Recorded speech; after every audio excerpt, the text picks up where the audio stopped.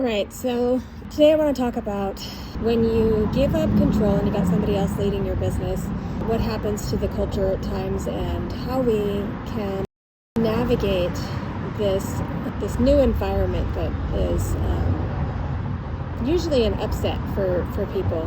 You know, nobody is going to be the leader that you are. No one is going to make decisions the way that you do. No one's going to understand how to lead your people the way that you do. And it's always frustrating to me every time that I've had a general manager come to work for us, every time we've had somebody that I brought in to the team to see how they would blend and mesh with people. It's difficult mostly because I have a certain way of leading and it's hard for people to fill those shoes. It really is difficult for someone to come in and be me.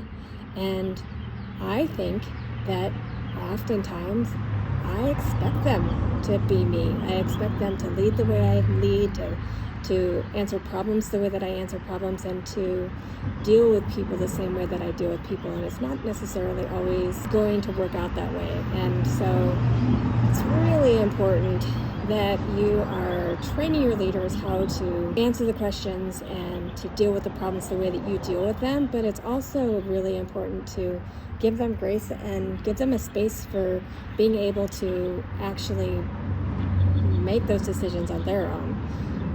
I can remember that I had this really great guy working for me as a general manager, and he really actually was pretty amazing, but he wasn't what I thought he needed to be. And so, man, I just kind of tore him apart, and I was consistently getting upset with him when he would make decisions not the way that I would make them. And looking back, I feel like he would have been so much more successful in that position had I given him a lot more grace. And so that's the one thing that I have to say is, as a leader, you have to realize that, and I love this, how Dan Martell says it, 80% of somebody else doing it is 100% awesome. And if you don't want to be the one that's always doing everything, and you don't want to be the one that has to be there all the time, trust me, I was there 12 to 16 hours a day sometimes, and I just felt like I was the only one. It could only be me. I was the only one that was capable, and that is exhausting. It is not maintainable unless you are just,